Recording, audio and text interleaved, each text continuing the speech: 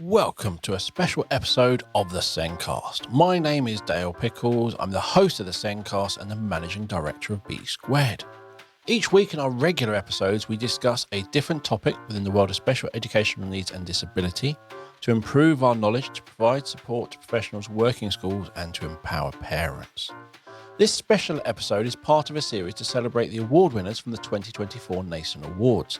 And in this episode, my guest is Adam Millichip. Adam is an outreach teacher from Tettenhall Wood School, and they won the Innovative Technology in the Field of Inclusion in the Nasen Awards. This award was sponsored by Envision 360. Tettenhall School created a sports podcast hosted by their students, and they have released over 100 episodes with over 100 guests. And it's an amazing lineup of guests. The Nasen Awards, organised by Nasen, celebrate outstanding contributions to the education support of children and young people with SEND. And these annual awards recognise individuals, schools and organisations that demonstrate exceptional commitment to inclusive education and the advancement of SEND practices. And Nasen is a charitable organisation that supports children and young people with SEND. And Nasen's goals include influencing government policy, providing information, training and resources to support practitioners, and contributing to the debate and affecting change to improve outcomes for children and young people. And you will find links in the show notes to find out more about the work Nasen does, their CPD and events.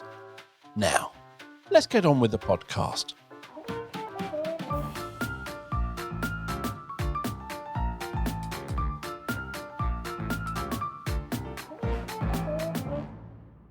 On this week's show, Adam Millichip is here to discuss why Tettenhall Wood School won the Innovative Technology in the Field of Inclusion Award at the recent Nasen Awards. Tettenhall Wood School Sports Podcast was shortlisted because of its use of podcasting technology to teach communication, confidence, social skills and computing skills while raising awareness of autism and promoting acceptance. The students have released over 100 episodes with over 100 guests, including Harry Redknapp, Sam Allardyce, Paddy McGuinness, Joe Hart, Nasir Hussain OBE, Sir Clive Woodward, Baroness Tanny Gray Thompson, and Will Greenwood MBE. Despite the challenges, the students have had an amazing impact on the podcast, appearing on BBC News, local and national papers, hosting live radio shows, and being nominated to be the Commonwealth Games baton bearers. This podcast has not only had an impact on the students who are hosting it, it's also helping many other listeners. The wider public has also expressed their enjoyment and learning from the podcast, with a large community of listeners engaging with the show regularly. Welcome to the show, Adam. Thank you. Thank you very much for having me. You are welcome. Before I even start asking questions about the podcast, which is phenomenal, all the stuff you've done, congratulations on winning the Innovative Technology in the Field of Inclusion Award. And let's get that really big, obvious question that we always ask a winner. What does that recognition mean to you and the students? No, brilliant. Thank you very much. Yeah, it's an incredible recognition to our students and our school. Just kind of show the hard work that they've been putting into it. And there's a lot that goes into the podcast, as I'm sure you know. It's not just the interview. There's a lot that goes on behind the scenes that the students are doing. So yeah, it's an amazing recognition. To win such a prestigious award in the field of sort of special needs is incredible, and we're honoured to have won. So I obviously love podcasts because we're on a podcast that I'm hosting, and I think podcasts are a great way to help people learn. But it's also, as you said in the intro, it's that raising awareness and supporting your listeners, and it's something which once you start it, it grows on its own and it takes on its own momentum, doesn't it? Yeah, definitely. And when we started the podcast, we started in May 2021. To be honest, we thought it would be a small podcast that might last a term. It might die off by Christmas, just due to the nature of podcasts and what our podcast is, where we interview guests. So yeah, we never envisaged that 4 years down the line, we'd have 100 guests or over 100 guests. But yeah, it's very quickly grew in momentum. It took off a lot bigger than we ever thought it would. And yeah, week by week, it seems to continue to be growing. We get new listeners and new people engaging with our social media and things like that. And it's brilliant. We get more hosts doing the podcast and more students are doing it. And yeah, it's really, really grown and way, way beyond what we initially thought would ever happen. It's fascinating because obviously you've been doing it for 4 years. So you've obviously the students you started the podcast is have moved on, I'm guessing, and they're not the same students now. So is it a case of it's almost turning into like a rite of passage at the school that kind of as you go up the school, you're going to get involved in the podcast? Yeah, definitely. So when it's aimed towards our older students, so more year 10, 11, sixth formers. So yeah, so the students that started the podcast 4 years ago have now left the podcast. And yeah, it's something that our younger students can aspire to be and aspire to do, because everyone at the school knows about the podcast. And quite often I'll get younger students saying, "Oh, can I do the podcast? Can I do the podcast?" And yeah, maybe in a few years when they get a bit older, a bit more understanding, a bit more practice, yeah, they can do the podcast. And it's one of them things, well, they're after maybe a few terms or 20 episodes, then the students move on, and then you're starting again a little bit with new students. And so it's a really nice opportunity to go back and teach the students the skills they need to podcast, the listening techniques, the question techniques, because it's not easy. You put a microphone in front of somebody and a computer, it's not easy to talk. Every kind of few months, the students are learning and developing new skills, and then by the end, when they leave us, then they're really, really confident and they're really passionate about podcasting. And some of the students that have left us have gone on to do work in the media, study media at college. So it's really given them a passion for media and the different types of things that they can do once they leave us. So you've had 100 guests. Do you do the podcasting remote or do some of it face-to-face? A mixture, really. So the majority is via, we use Zoom for ours. So probably the 75% is via Zoom. And as well, we initially wanted to do that because with autism, sometimes our autistic children struggle with social situations, struggle with maintaining conversation. So one of the things we wanted to do is try and support our students with developing their social communication and kind of social skills. And we thought doing it remotely would help that. So obviously they can still see the guest, but it's not that intimidation, that kind of worry that the students have of having a conversation face to face with somebody. And that's something that the students wanted to do initially, was have it via a laptop. And that really helped them because they could focus then on the questions, they could focus on what they were saying without the worry of having that person in the room with them. And then as time went on, we have introduced face-to-face ones. So we've probably done about 25 roughly face-to-face. And usually if we're based in Wolverhampton, so if they're local to us, we'll do it. We have been up to Liverpool and Wrexham to do a few podcasts in person as well. So yeah, we do in person. And the students have really developed the key skills they need to do that and speak to them in person, because it can be quite scary at times when you're speaking to these people in person. But yeah, we started off via Zoom and we still do majority via Zoom. But if we get a guest that's local to us, we'll try our best to go there. We have a few guests that have come to our school. So ones that are local to us have come to our school to do it in the office. Both are really good and both bring different challenges. So some of the students have said they don't want to do it in person because they don't feel comfortable and confident. So we're building them up. For example, they might do an in-person podcast with a teacher just to practice and get them skills going. And then hopefully the following week or in a few months, they can build up to go in to somewhere that needs to go to do a podcast in person, because it brings slightly different challenges and also different technology needed to do an in-person podcast as well. Yes, it does. Yes. So we're on this podcast, I'm in our studio and you're remote, and it is and then we have slightly different equipment that we use when we do it in person. I prefer the in person, but I know exactly what you mean, because sometimes we see, especially when you're meeting someone for the first time, it's much easier when remotely just to drop in and doing it. I find if they're coming into the office and I've not met them, we end up having a half hour, 45-minute chat and conversation to kind of just get used to each other and how we are. Now, you've had an amazing list of guests. Yep. So you obviously wanted to do a podcast and it was going to be on sports.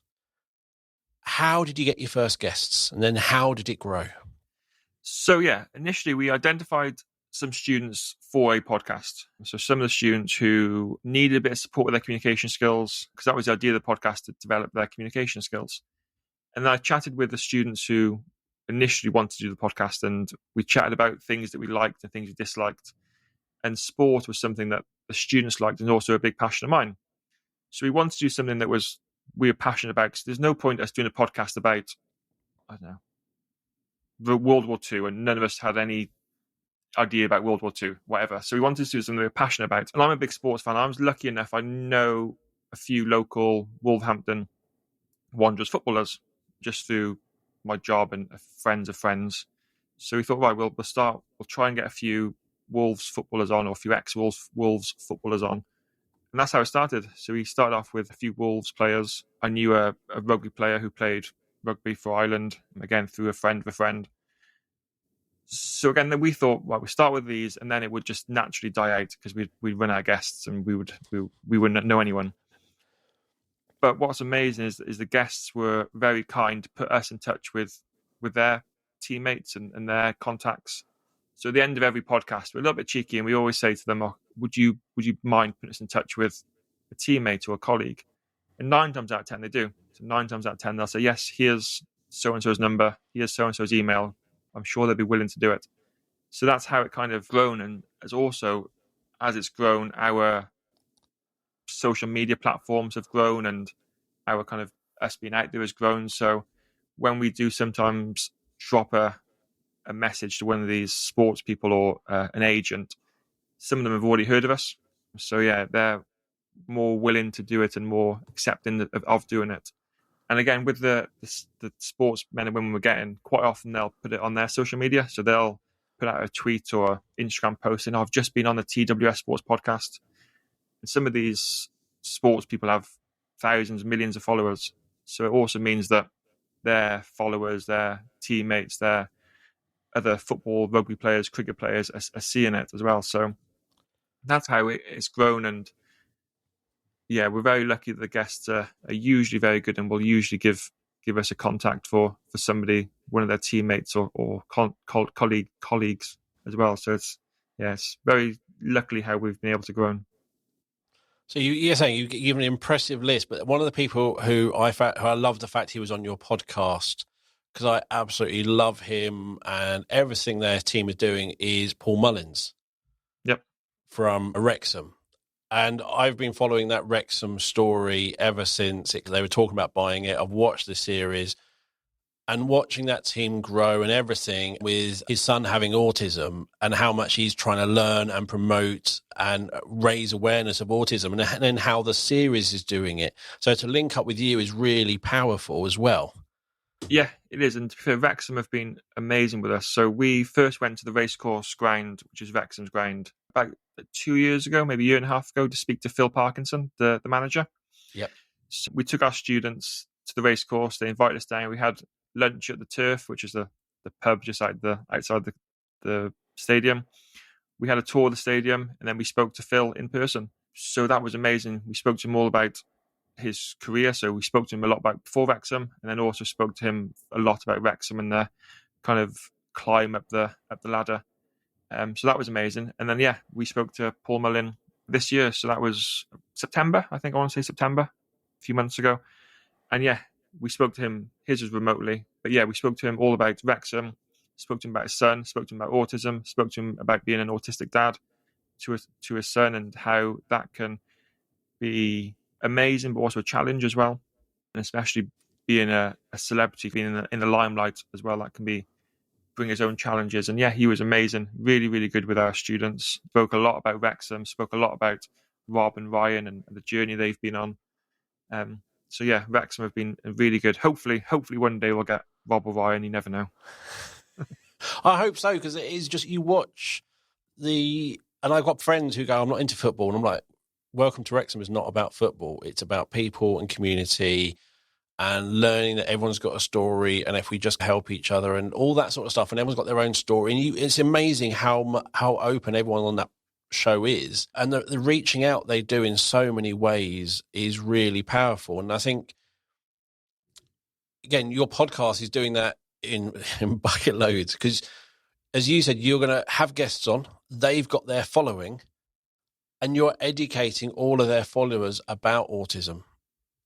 Yeah. And it's phenomenal. Do you know how many listens you've had on your podcast?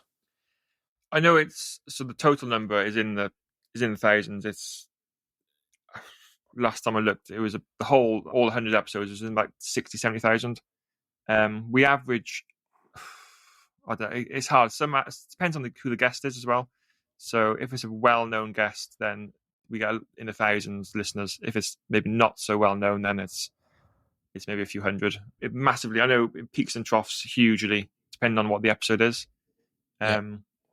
We like trying to get a bit more consistent, but yeah, it massively depends on who the guest is, how many listeners we get per episode. Yeah.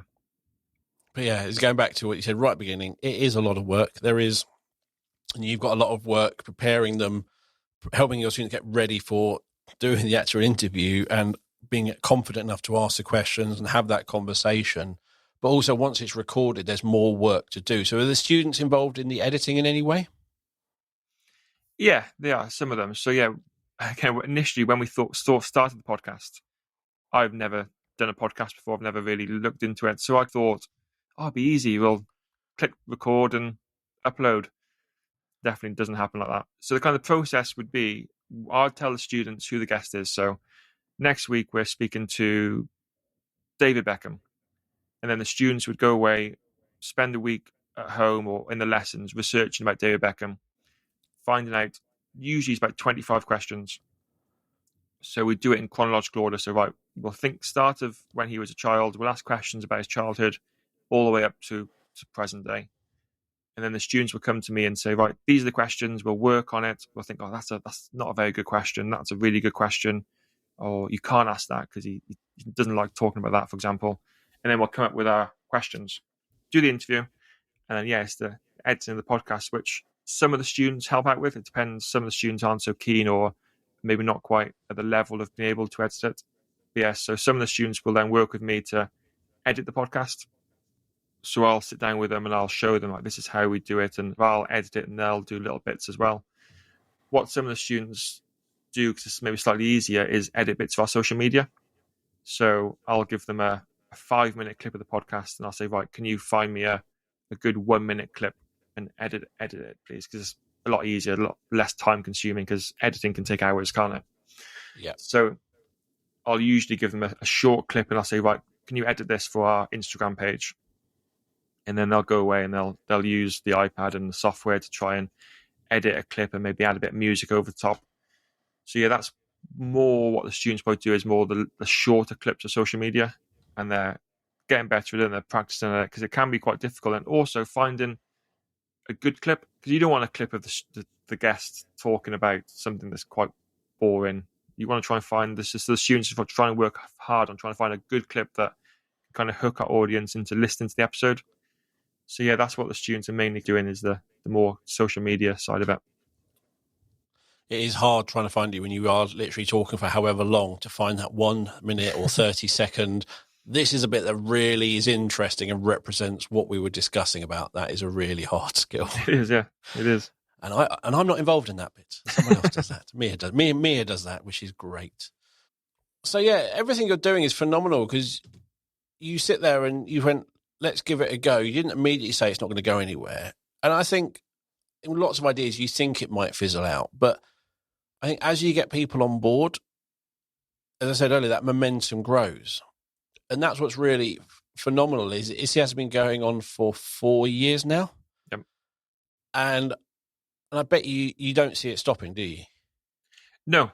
And I think that's the good thing as well, is we can get more students involved. So again, once these students leave us in July at the end of the academic year, more students will come through and more students will do it. And again, the guests, sometimes we go through periods of guests that we're struggling to fit them in, because it's a school and obviously students still have to learn and have lessons.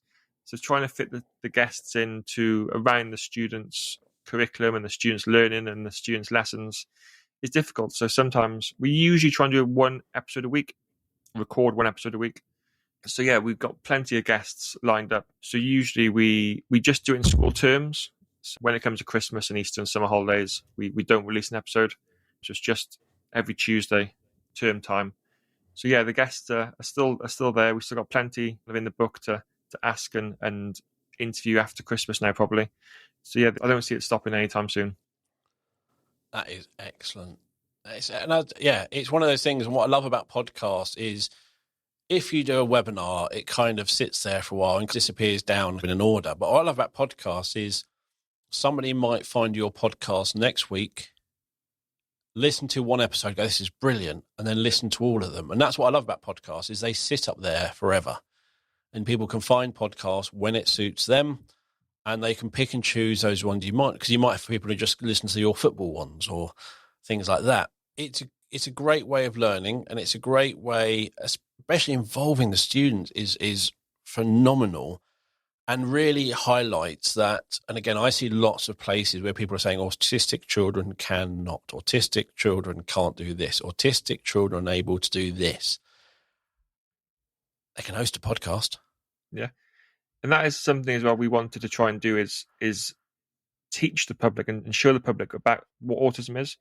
Because unless you've come into contact with an autistic person, your idea of autism is probably something that you saw on TV or something that you read in the news, which usually is probably quite negative. So yeah, we really wanted to teach the local community and then the wider community what autism actually is. So our students are very good and very confident about talking about autism. So usually each week on the podcast, we'll get a listener to ask a question. Usually it's about autism. And the students have become very confident at answering that question and being quite open and honest about some of the things that they've been through or found really challenging or really good or really positive about autism. So yeah, we wanted to break down that barrier, that stereotype, and show the public that just because you're autistic, it doesn't mean that you can't achieve, you can't do things, you can't go on to have an amazing career, you can't be successful, you can't speak to all these amazing sportsmen and women. So yeah, that's one of our things. So we set the podcast for two reasons: teach our students and also to teach the public about autism and enrich their knowledge as well. And I think you have absolutely smashed both of those. Thank you. Without a doubt. I think I heard about the podcast probably a couple of years ago. I came across it. And I think I've been to your school as B Squared many years ago. Okay. And I think I just saw it and went, that is brilliant. Because there are lots of special needs parents doing podcasts. And then there's lots of podcasts like mine, which are in education. But it's us all talking about supporting the children, and actually we want to hear from the children. It's important to get that voice out from the children and young people going, look, this is what we can do. With the right support, we can do all these amazing things. Stop limiting us just because you think we can't. Give us that opportunity and we will be able to do it. Might be some support, might be a slightly different way of doing it, but we can. Yeah, definitely. I always tell people as well, if you do come across a podcast, listen to episode 1 or episode 2, and then listen to episode 120, because the difference although it's different students, the difference as well between episode 1 and 2 and episode 121 is huge. The confidence, the knowledge, the way the students are speaking to the guests, the questions they're asking is incredible. And yeah, it just shows that with a bit of support and a bit of help, that the students really can do something special. And that has been recognised through these awards and through other awards that we've won in the past, through the recognition of, like, BBC News came to our school twice. We've been in local newspapers, national newspapers. We've done a lot for special needs Jungle magazine and other special needs magazines as well. So yeah, we've really done lots, and it just shows that with the right help and the bit of passion, that the students really can thrive. Because you've won Global Sports Podcast Award as well. So isn't it just in the UK, this is international? Yes, so in 2022, we were nominated for a Sports Podcast Award for the Best Equality and Social Impact Sports Podcast. So it's National Sports Awards, Sports Podcast Awards, and we were up against podcasts in our category that were hosted and funded by the BBC. There was one by the Olympic Games, and there was one by ESPN in America, and then a few other ones. So to come out on top and win against the likes of the BBC and ESPN was, again, an incredible achievement. And it's something that we'd never thought, that was in our first year as well, and something we'd never, ever thought would ever happen. And then we came second in 2023 and second in 2024. So yeah, we've done amazing, and it's totally beyond our wildest dreams of what I ever thought would happen. And I bet you literally probably went, oh, who are we up against? The BBC? Yeah, no. ESPN? Yeah, it's not. We're not. It's not. And you think when you're up against those big companies, they're going to win. They've got the marketing. But it's not. It's the content. It's what you're doing, who you're doing it with, why you're doing it, and that impact you're having. Yeah. And it just, you won. And that's what I thought. I thought because it was down to a public vote. So I thought if it was like a person voting to win, like a judging panel, I thought, well, we might be able to win this. Because it was a public vote, it was just down to whoever had the most votes won. I thought we've got no chance because we haven't got the platforms and no chance. But again, this is where our guests were very good. Our guests were very good at putting it out on their social media, saying, vote for TWS Sports Podcast. And lots of the guests had millions of followers. So, yeah, it was down to our hard work, but it's also down to our guests being very kind and sharing it on their social media and sharing it on their platforms to encourage their listeners to vote for us, which I think made us come out on top. And I think it's one of those things of you have that idea, people are all buying in, but it's also, I think people want to support and raise awareness and things like that, but they want to do it not in a tokenistic kind of way where they're, I don't know, doing something on some day, but actually something real. And I think there is a sort of something. Your podcast might not be the shiniest, glamorous thing in the world, but it's a real thing. And by being involved in that, you are making a difference and that's what I like about it is the people getting involved with your podcast aren't doing it really to raise their profile and look like they're doing something amazing or anything or helping out or raise. They're doing it because they want to. Yeah. They want to raise awareness and they want to be involved, which is great. Yeah, I think that's right. So, yeah, our podcast is a laptop and a £30 microphone. And it's not the greatest. There's lots of, if you listen to the podcast, there's lots of the students talking as well and the students not quite sure what to say. And we leave all that in or as much as we can leave it in because that's what happened. When I first started, actually, I edited it a lot. I spent hours editing it and it sounded really, really good. But actually, that wasn't the reality of it. The reality of it was the two students hosting the podcast, talking to each other, going completely off script and talking about something that has nothing to do with sport, asking the question 2 or 3 times because they couldn't read the question properly. And that's all that, most of it's left in now because actually that is what students, that is what children, that is what autism is. It's not a polished, perfect. So yeah, the editing is not as much as it used to be because it's a lot more raw now. It's a lot more actually, this is actually what happens, which I think is a lot more authentic and what the listeners enjoy. I say it on our podcast, if you polish it and make it perfect, you're setting a really high bar because we're not perfect. It wasn't recorded perfectly. Me mucking up the name introduction, I leave it in and I know who he is. I know I can reach out. I just went, yeah, I've heard his name loads, but I've now got to say it. I don't think I've ever said but I leave it in because we are human. And when you're listening and you go, oh, that, and you've lost the word, it makes us all human. And I think if someone is autistic going, well, I can't do it on a podcast, and they're literally listening to someone going, that's exactly what I would do. It is really accepting and it's phenomenal. And I think podcasts should not be edited in the way they are. When I watch lots of videos, they are edited so everything is perfect. And you're going, and that took 100 takes and it's all stitched together and you can see it. It's like, be human, be realistic, be who you are. Don't try and pretend you're perfect because none of us are. Yeah. What I love about our podcast is because of the students who are autistic, and I'm sure quite often autistic individuals are very literal. So, for example, this happened a few weeks ago. One of our guests said he was in the changing room with the team and the manager, and the manager was having a massive shout at them at halftime. The manager said, turned to me and told me to pull my socks up. A few more choice words in it, but basically pull your socks up. So our students was like, why the hell do you have to pull your socks up? Why did the manager ask you to pull your socks up? Weren't your socks already up? And then the guest was like a bit taken back, like, what do you mean? What are you on about? And then the students were like, the manager asked you to pull your socks up. Why weren't your socks up? So it was a 30 seconds of the guests like, I don't quite know what you're on about here. And the students obviously took it very literally, literally pull your socks up. And that happens quite a lot. The guests will say something that is not meant for the way it actually literally means. And the students don't quite get it. And I'll leave it in and the students find it funny in the end. So yeah, a lot of that, which is quite comical. I do like that. I'm going to wrap it up, but I'm just going to say a big thank you because you started the podcast. It was your idea with the students and it's your work which goes into it. I know this isn't an award, but I just like to say a really big thank you on behalf of everyone who listens and all your students and everyone that you're raising awareness. It really is amazing what you're doing. And it's nice that students who are often not given opportunities to do things like this.